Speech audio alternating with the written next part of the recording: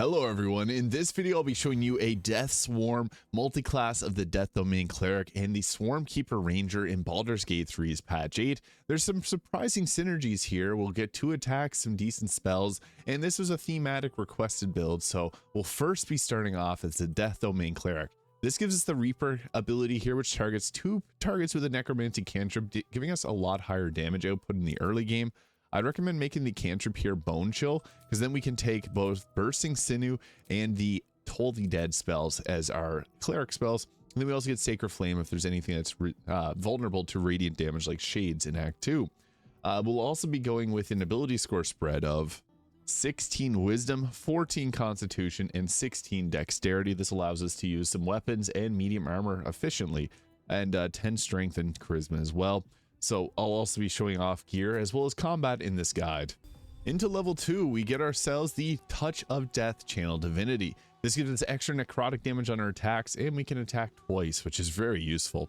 We also get the Turn Undead, which is good to have, but one of the best early game damage spells that inflict wounds, because this can actually apply the Touch of Death, because this counts as a melee spell attack, so we can actually get some pretty decent damage with it. I would also recommend having Guiding Bolt, again, more radiant damage for anything that's weak to it. The command spell, very useful crowd control, healing word, inflict wounds, and create or destroy water. You can take off that and take sanctuary or bless if you aren't using any type of lightning build. However, create water can show invisible targets. Into level 3, we get our Ray of Enfeeblement and blindness spells, and the big ones coming up next are Hold Person and Spiritual Weapon. So I'd recommend grabbing those. Gives us the ability to make critical hits easier, and also the Spiritual Weapon can set up dazed on targets, which gives us an easier time landing command or hold person. Now for our next cantrip, I'd recommend Guidance or Produce Flame. And for the spell that we'll be adding here, we can add back the Create or Destroy Water or Sanctuary. And for our feat, I would recommend taking up either our Wisdom or our Dexterity, depending if we need more armor class or if we want to focus on more of the spell casting abilities. Into level 5, we get our array of our Vampiric Touch and the Animate Dead, and a very powerful spell with Spirit Guardians. This allows us to set up, and when we run around in melee range, we're going to do a lot of damage. Glyph of Warding and Revivify are 2 other good spells, and even Mass Healing Word if you want to focus more on healing spells.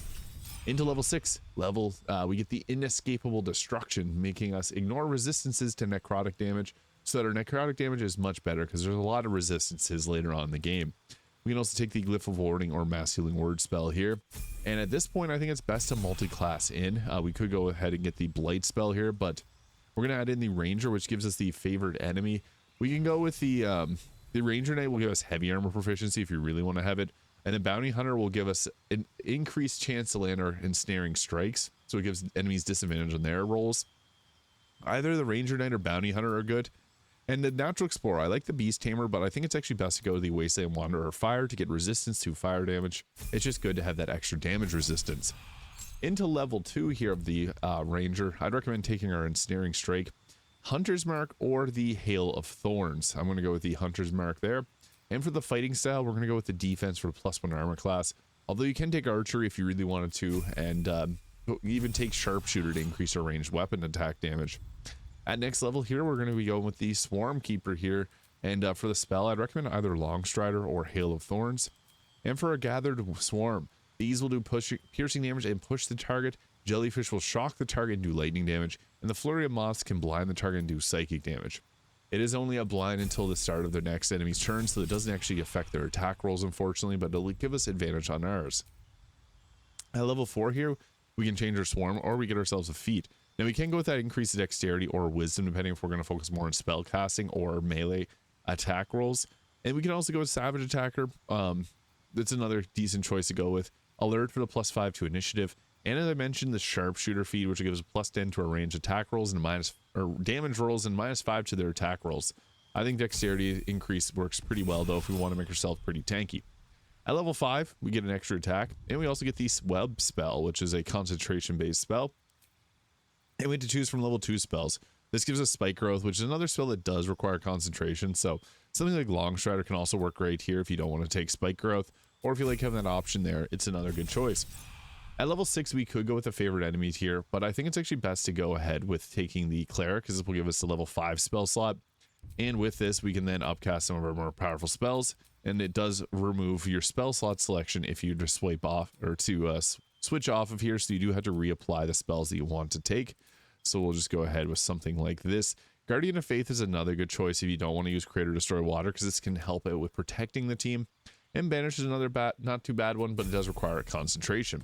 So what it looks like for gear, and the armor that my character is wearing is the Progenitor of Bones. It's in the in-game mod manager, so if you like that outfit, you can download it, and it's made by Azazel was taken. As for our gear, the Helmet of Arcane Acuity is nice to be able to land our spells a little bit more easily. After weapon attacks, we get 2 more to our spell save DC and spell attack rolls to a max of +10, ensuring our strikes hit. If you got late game, Helmet of Baldur is great for the increased armor class. And even in the early game, you could go with something like the Diadem of Arcane Synergy. When you inflict a condition, you get your spellcasting modifier added to your weapon attack rolls or damage rolls, which is nice. We can also go with the Cloak Protection, increase our armor class alongside the Armor of Agility, best in class medium armor. Although if you do have heavy armor proficiency, you can use something else. This is just good because it gives you better stealth abilities and +2 to saving throws. Now the Helldusk Gloves is good for the increased spell attack rolls. However, something earlier in the game, the Dark Justice Air Gauntlets will give us additional necrotic damage on our attacks, which works perfectly. And the Evasive Shoes gives us a +2 armor class as well. And that's also paired with the Ring of Protection, Crusher's Ring for more movement speed, and Amulet of Greater Health. Although another ring, you could go with the blessed ring that you can get from Volo in the early game, the Whispering Promise, to give yourself bless on your heals. You can also go with the Ring of Regeneration to heal yourself. And even if you want a free critical hit, the Killer Sweetheart's also another good choice. Then we also got the Hellrounder Longbow for the +3 to initiative. I like Fowler Alluve here. This is a great weapon because the Shrieking Song will deal additional damage. Biconia's Walking Fortress being another good choice. But if you wanted to go full in on like your overall necrotic damage, we could go with the Staff of Cherished Necromancy, which does gives us target's disadvantage on our saving throws against necromancy spells. And if we kill a target, we absorb its life essence, which we can use to then further cast spells. So this is a good thematic choice if you want to. With a melee attack, it does additional 1d4 of necrotic damage. You can see there because it does necrotic damage, and then so does the Dark Justice Air Gauntlet. So if we want to maximize the amount of necrotic that we can deal, that would be the way to do it. I know it's not the strongest build in the absolute game, but I just wanted to show off something pretty thematic as this was a request.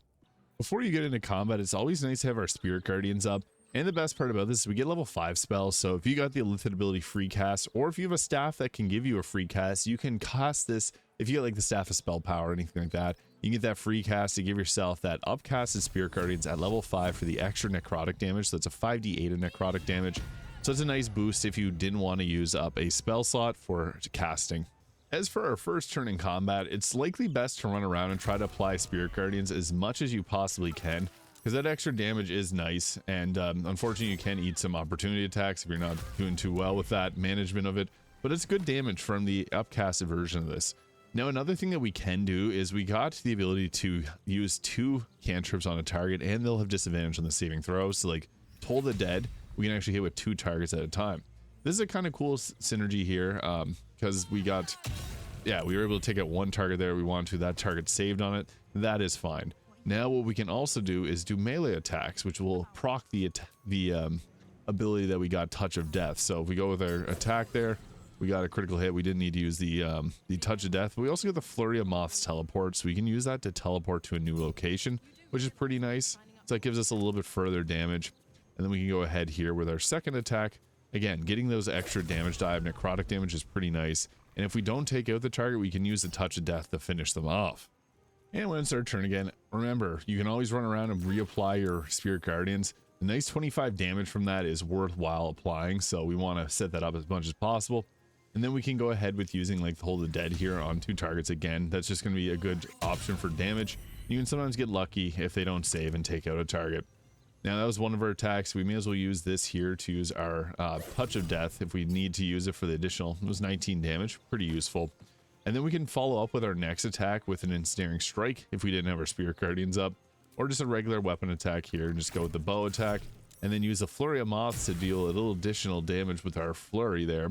That wasn't enough to take the target out, but we can always pop in a spiritual weapon. Always go with the Maul because it can daze targets too, which is pretty useful. And this character ran right up and boom, that's all it took.